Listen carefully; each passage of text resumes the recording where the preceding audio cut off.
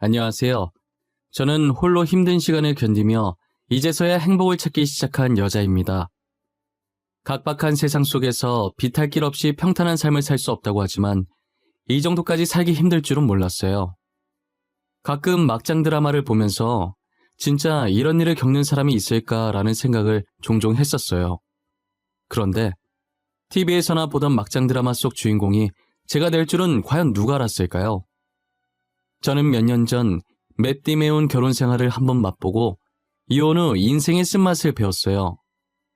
그래도 다행인 게 예전 같았으면 이혼에 대한 안 좋은 시선들이 많았겠지만 요즘은 너도 나도 이혼을 하니 이젠 이혼 정도는 흠축에도 안 끼더라고요. 덕분에 인생이 호락호락하지만은 않다는 교훈도 얻게 되고 새로운 출발도 할 수 있게 됐어요. 지금부터 어쩌다 제가 이혼을 하게 됐는지 여러분들께 들려드리려고 해요. 저는 대기업까지는 아니지만 그래도 계속 치고 올라가는 추세인 회사에 입사한 평범한 회사원이에요. 입사 당시에 제가 학생 시절 때부터 만나고 있던 남자친구가 있었는데 각자 취업하고 자리 잡는다고 서로 바빠지면서 연락도 뜸해지고 하다 보니 자연스럽게 이별을 맞이하게 됐어요. 아무래도 오랫동안 만난 남자친구라서 그런지 있다가 없으니까 빈자리가 크게 느껴지더라고요. 제 자취방에 있던 전 남자친구의 물건들을 정리하는데 마음이 너무 공허했어요.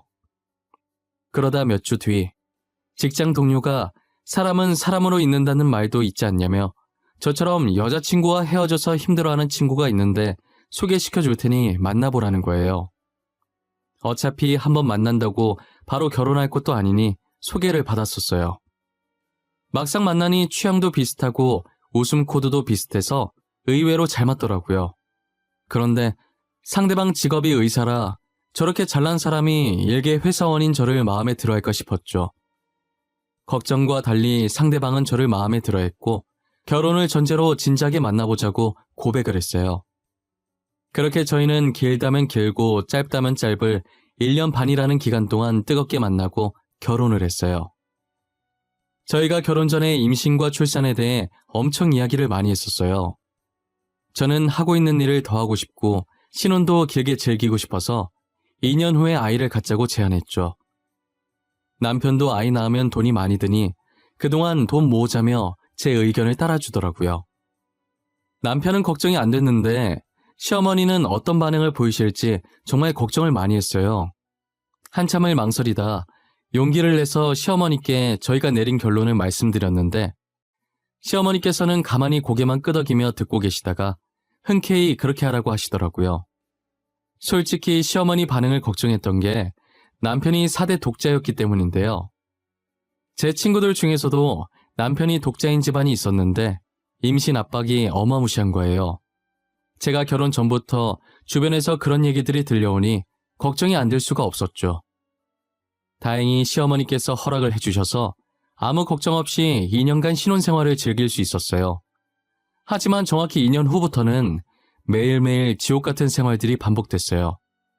저희는 시어머니와 약속한 대로 2년간 신혼을 즐기고 아이를 가지려고 노력하고 있었어요.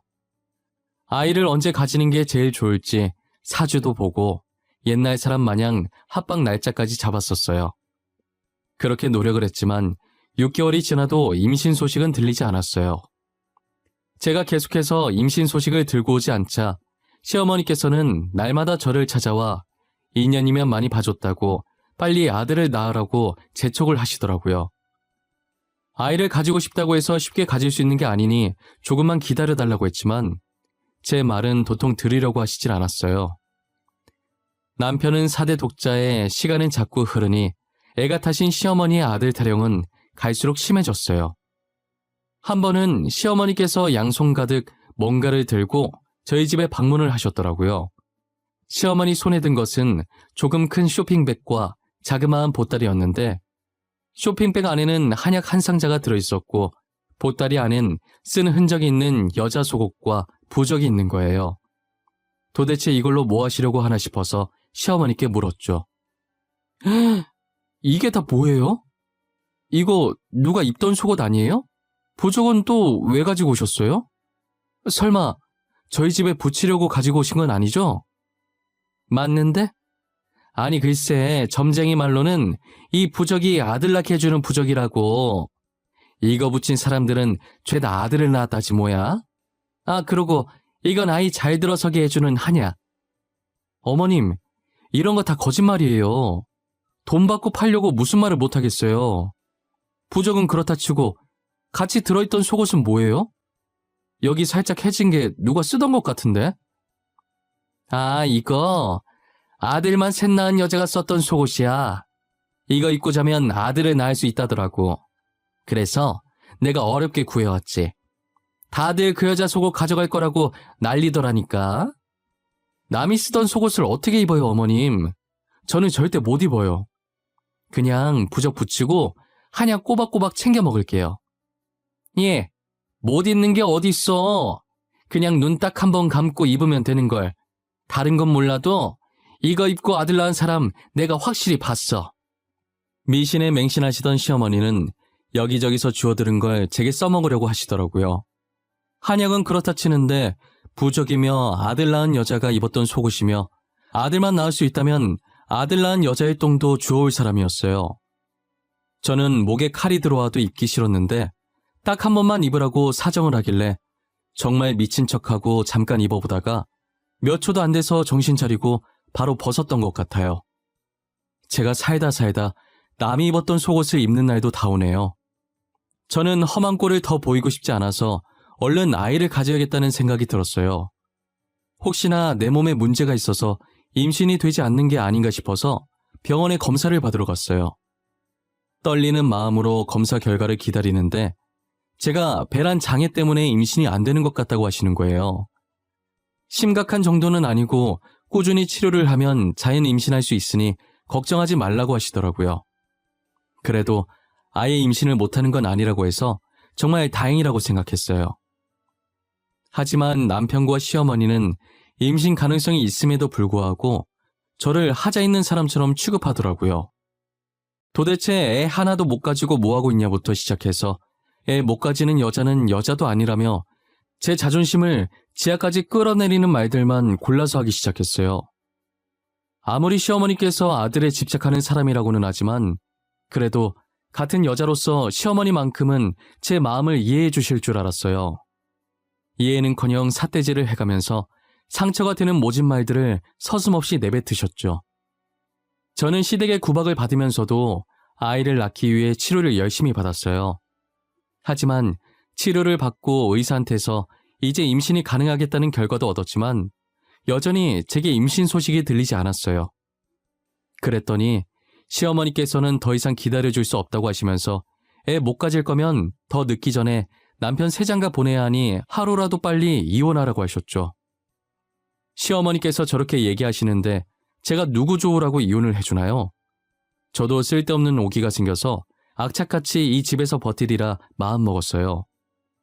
매일같이 제 면전에 이혼 서류가 날아다녔지만 절대 도장을 찍어주지 않았어요. 저에게도 이런 잡초 같은 근성이 있을 줄은 전혀 몰랐네요. 시댁 식구들이 저를 밟으면 밟을수록 저는 더 단단해졌어요. 그러나 단단해졌던 저는 불과 몇 달이 지나지 않아 뿌리채 완전히 뽑히고 말았어요. 시어머니께서는 평소와 달리 저를 다정하게 부르시더니 제 옆으로 초음파 사진 하나를 던지시더라고요. 너 이게 뭔지 알지? 초음파 사진이야. 실제로 보는 건 처음일 텐데 많이 봐둬. 여기 조그만 게 애기야. 보이니 이거? 맞다. 영상도 있는데 보여줄까? 이걸 왜 저한테 보여주시는데요? 이젠 방법을 바꾸신 거예요? 도대체 무슨 꿍꿍이로 이러시는 거예요? 그냥 평소처럼 화를 내세요. 이제 할미가 될 사람인데 점잖게 지내야지. 화를 내서야 되겠어? 저 사진 속 애기 내 새끼야. 우리 손주라고. 그러니까 우리 아들 좀 이제 놔줘. 그이 애라고요? 확실한 거예요? 괜히 저 떼어내고 싶어서 수 쓰시는 거 아니고요?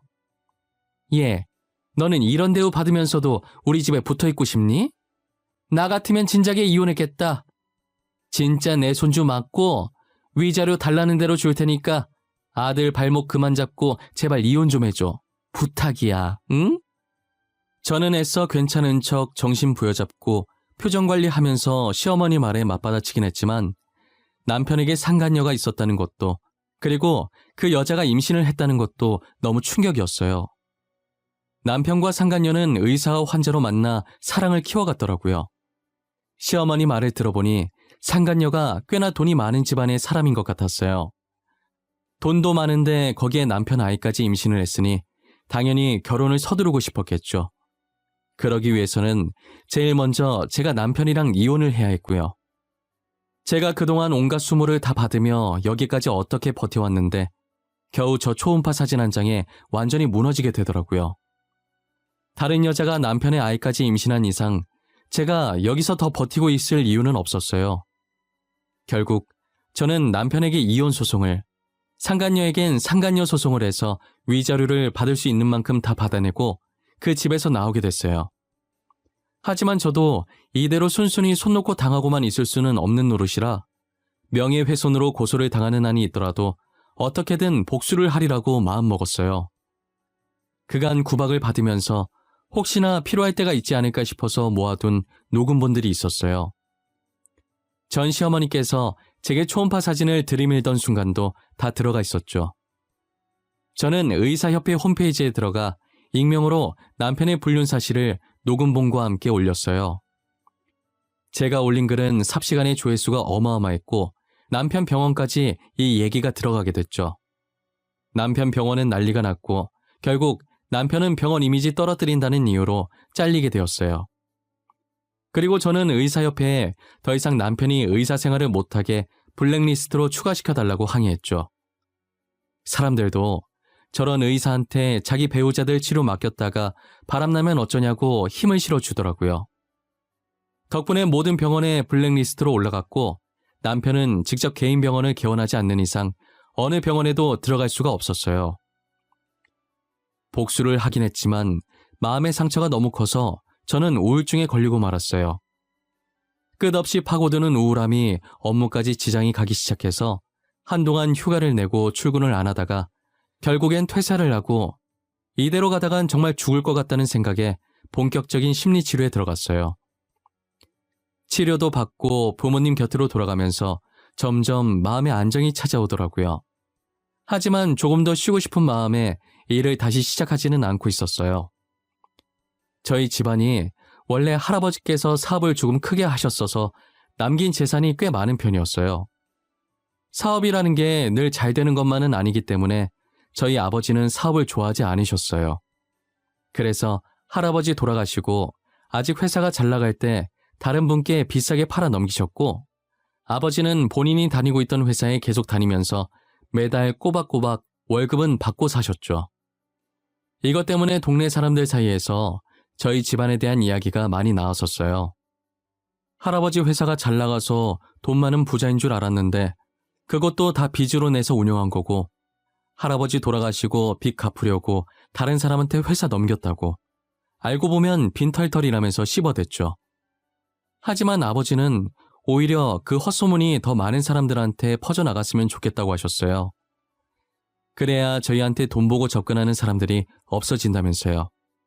아버지의 바람대로 소문은 빠른 속도로 퍼졌고 저희에게 돈을 노리고 접근하는 사람들이 없었어요. 그렇게 할아버지의 숨겨진 재산들은 저희 가족들만의 비밀이 되어버렸죠.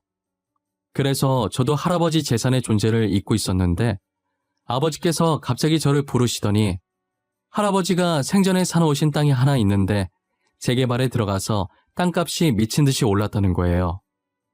그 땅이 할아버지께서 제 앞으로 남겨놓은 유일한 재산이었는데 돈도 얼마 안 되는 땅이어서 얼마 전까지도 부모님께서 팔까 말까 고민했었다고 하시더라고요. 그런데 하루아침에 그 땅을 사고 싶다고 얼마를 부르든 다 맞춰서 줄 테니 팔아달라면서 연락 기다리겠다는 사람들이 많길래 알아보니 이런 상황이었던 거죠. 사람들 발길도 많아지고 있으니 거기에 건물을 하나 지으면 딱일 것 같다면서 제 명의로 지어서 1층은 제가 운영할 가게를 만들고 2층부터 4층까지는 저보고 하고 싶은 대로 하라고 하시더라고요. 제 수중에 당장 건물 올릴 비용이 없는데 이게 무슨 뚱딴지 같은 소리인가 했어요. 아빠, 내가 지금 돈이 어디 있다고 건물을 올려? 나랑 장난하자는 거야? 그냥 아무것도 하지 말고 가만히 내비둬. 아빠가 있는데 무슨 걱정이야? 내가 건물 지어줄게. 너는 그냥 돈 세고 있을 준비나 하고 있어. 이건 아빠가 주는 이혼 선물이야. 너도 이제 새 출발해야지. 우울증도 몸을 조금씩 움직여야 나. 아빠, 진짜지?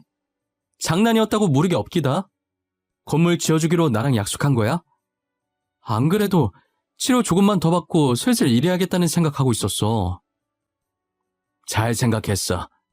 일하면서 잡생각도 줄이고 그러다 보면 과거 일은 금방 잊혀져. 네가 어디가 못나서 그런 사람들 때문에 기죽어서 살아. 보란듯이 당당하게 살아야지. 아버지께서는 제게 약속하신 그대로 그 땅에 제 명의로 된 건물을 하나 지어주셨고 건물이 지어지는 동안에도 꾸준히 치료를 받으며 이전보다는 훨씬 더 좋아진 상태로 지내고 있었어요. 저는 아버지 말씀대로 건물 1층엔 가게를 운영하기 위해 잠시 비워뒀고 2층부터 4층은 원룸으로 만들어 월세를 받고 있었어요. 이젠 병원을 가지 않아도 될 만큼 정신이 말끔해져서 슬슬 가게를 열려고 생각하고 있었고 건물 상태도 확인할 겸 인테리어 구상도 좀 해볼 겸 해서 겸사겸사 건물을 찾아가 봤어요. 그런데 건물 청소하고 계시는 아주머니 뒷모습이 어딘가 되게 낯이 익더라고요. 누구였더라 기억을 되짚어보고 있는데 아주머니는 청소가 끝난 건지 걸레를 들고 일어나 청소용품을 차곡차곡 정리해서 나오고 계시더라고요. 점점 가까워지는 아주머니의 앞모습을 보니 바로 전 시어머니였어요. 전 시어머니는 저를 보고 잠시 멈칫하시더니 이내 아무렇지 않은 척 제 앞에 서시더라고요. 네가 여긴 무슨 일이냐? 설마 너 여기 사니? 원룸이라도 집값 어마어마하던데 우리가 준 위약금으로 들어간 거야? 겨우 원룸 가지고 되겠어요? 원룸 아니고 저 건물이 제 건물이에요. 그런데 제 건물을 아주머니께서 청소하고 계실 줄은 몰랐네요. 뭐? 아주머니? 나 참 어이가 없어서. 내가 왜 네 아주머니야? 나 네 시애미였던 거 잊었어? 이혼한 마당에 계속 시어머니 대접을 해드릴 필요가 있나요? 건물 청소하러 오셨으면 청소만 하고 나가주시겠어요? 사람 화나게 하지 말고요. 진짜 이 건물이 네 건물인 거야? 아니, 어떻게 이게 네 건물이야? 로또라도 당첨된 건가? 뭐든 잘 됐네. 안 그래도 우리가 널 좀 찾고 있었거든. 우리 아들이랑 너랑 재결합시키려고. 제가 아주머니 아들이랑 재결합을 왜 해요?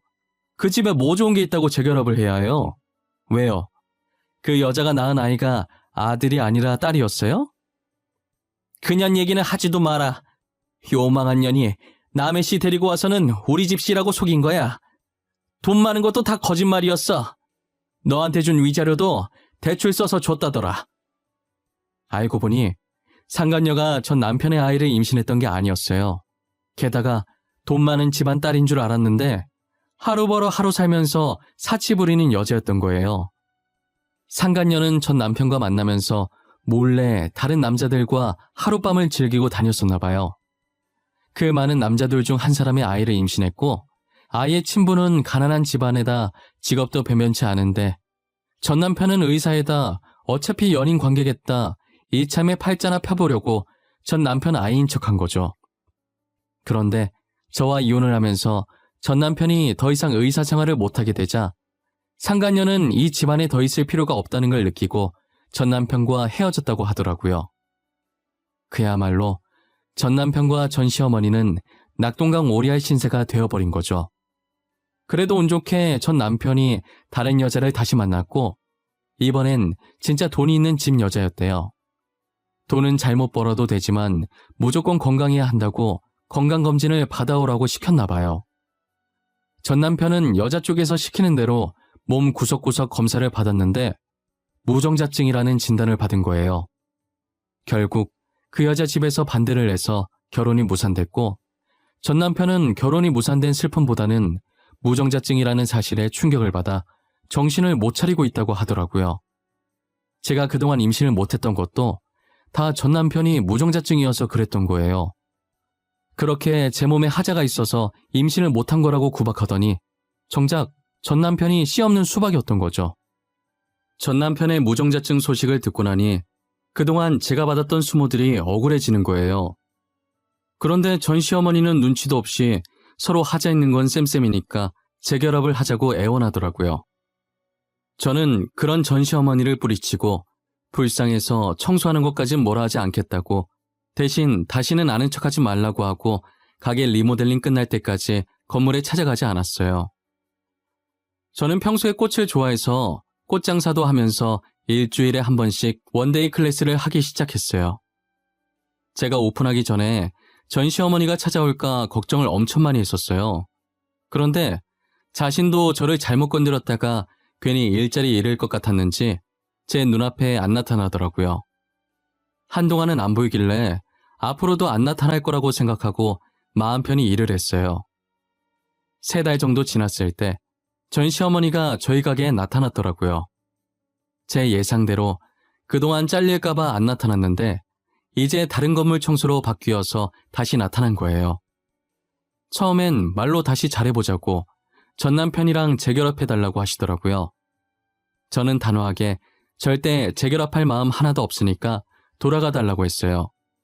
그랬더니 갑자기 소리를 지르면서 제 뺨을 때렸다가 가게에 있던 꽃을 저한테 던졌다가 꽃 담으려고 놔뒀던 통들을 찾다가 아주 난리가 난 거예요. 어차피 가게에 CCTV가 있어서 증거 자료로 제출해서 고소하고 손해배상 청구하면 되니까 가만히 있었어요. 제가 계속 가만히 있으니까 약이 올라서 더 열받는지 자기 분을 이기지 못했어요. 그러더니 자기 옆에 있던 꽃을 뽑아서 바닥에 팽겨치고 그 통 안에 있던 물을 저한테 뿌리려고 했는지 통을 잡고 힘을 주는데 누군가에 의해서 통이 다시 바닥으로 떨어졌어요. 물이 사방으로 튀었고 통은 바닥을 나뒹굴고 있었어요. 저는 물을 맞을 준비하며 고개를 살짝 숙이고 눈을 감고 있다가 통이 떨어지는 소리에 고개를 들었죠. 전 시어머니 앞을 막아선 건 저희 가게 단골 손님인 아주머니 한 분과 젊은 남자분이셨어요. 이 아줌마가 진짜 미쳤나. 지금 남의 귀한 집 딸한테 이게 뭐하는 짓이에요? 요즘 시대에 남의 영업장에 와서 무식하게 누가 이런 짓을 한답니까? 네? 어디서 배워먹은 버릇이에요? 당신은 누군데 끼어드세요? 남의 일에 신경 끄고 가던 길이나 마저 가세요. 내가 내 며느리한테 화 좀 내겠다는데 무슨 상관이야? 며느리는 무슨 며느리? 이혼했으면 남남이지. 도대체 여기에 당신 며느리가 어디 있는데? 이제 내 며느리예요. 그러니까 당신 한 번만 더 여기 나타나면 진짜 내가 가만 안 둘 거예요. 알겠어요?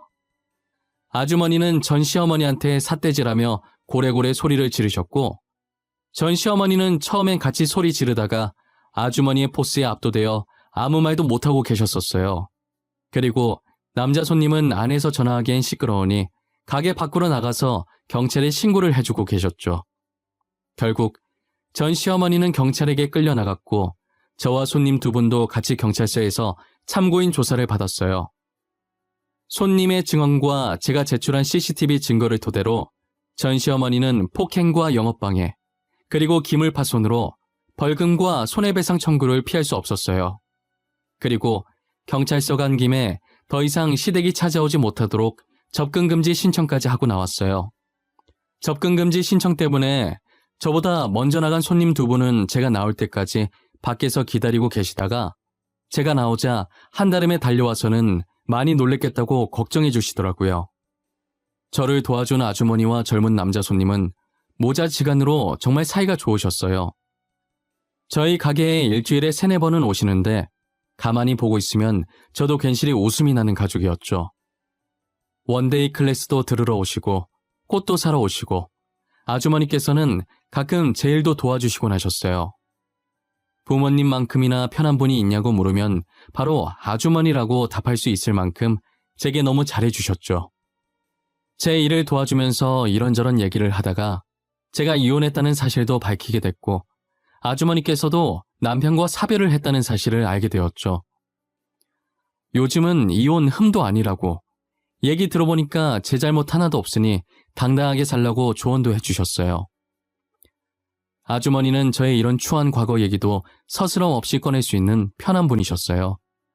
걱정 가득한 눈빛으로 제 손을 꼭 잡아주시는데 마음만큼이나 손도 참 따뜻하셨죠.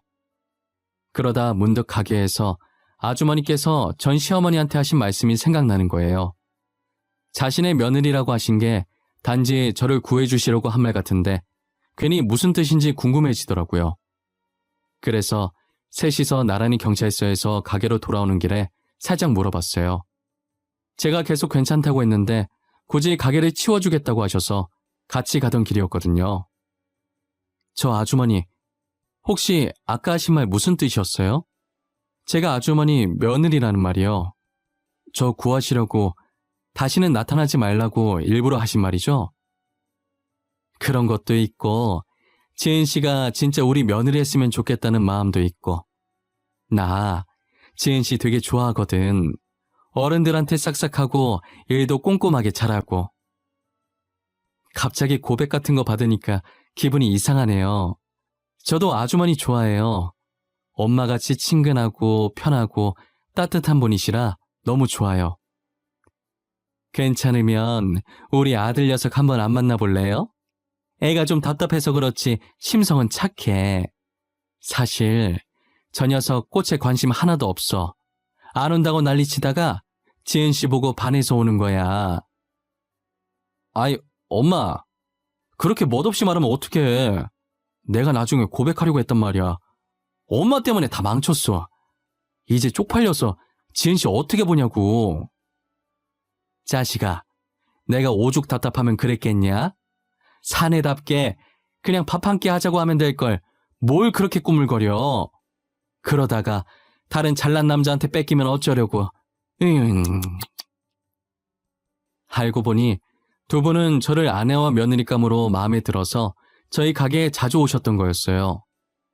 남자 손님이 저랑 안면 트고 친해진 뒤에 부담되지 않게 천천히 고백을 하려고 했는데 지켜보던 아주머니께서 답답한 나머지 먼저 말해버리신 거죠. 저는 어떻게 고백하든 두 분이 정말 좋으신 분이란 걸 알기 때문에 아무 상관이 없었어요. 저희는 아주머니 덕분에 얼떨결에 연애를 시작하게 됐죠. 그리고 현재 연애 6개월 만에 사랑의 결실을 맺게 되어 배가 더 불러오기 전에 결혼을 해야 할 것 같아서 저희는 초고속으로 결혼 날짜를 잡고 지금 이것저것 준비하느라 바쁜 하루를 보내고 있네요. 정말 하늘에서 정해놓은 짝이 따로 있는 것 같아요. 비록 6개월이라는 짧은 연애 기간이었지만 서로에 대해 많은 것을 알게 됐고 이렇게 아이까지 얻게 되니 이보다 더 행복할 수는 없는 것 같아요. 아이 못 가져서 구박받던 지난 날들을 싹 잊게 해주는 것 같아요. 이제 저도 좋은 인연들을 만나 새 출발을 준비하고 있으니 힘들었던 과거는 전부 지워버리고 새로운 가족들을 위해 지금 현재를 충실히 살아가 보려고 합니다. 여러분들은 저처럼 미련하게 5kg라도 버티고 있지 마시고 잘못된 인연은 빠르게 끊어버리세요. 주위를 둘러보면 더 좋은 사람들이 많은데 굳이 그런 사람들 때문에 상처받을 필요는 없잖아요. 그리고 이혼했다고 절대 나쁜 거 아니니까 고민하지 마시고 아니라고 생각될 때 바로 이혼하세요. 못 볼 꼴 더 보이기 전에 이혼하시는 게 서로한테 더 좋습니다. 세상에 반이 남자고 여자인데 제가 받은 상처 감싸줄 사람 한 명 없을까요? 똥차 가고 벤치 온다는 말이 있듯이 저처럼 전 남편 같은 똥차 가고 현재 남편 같은 벤치 올 수 있어요. 그러니 이혼녀 이혼남이라고 낙인 찍히는 것에 두려움을 가지지 않으셨으면 좋겠습니다. 저의 긴 이야기는 여기까지입니다. 지금까지 제 이야기 들어주신 모든 분들께 감사하고 늘 행복하셨으면 좋겠어요. 상처받지 않고 사랑만 받으며 살아가시길 바랄게요.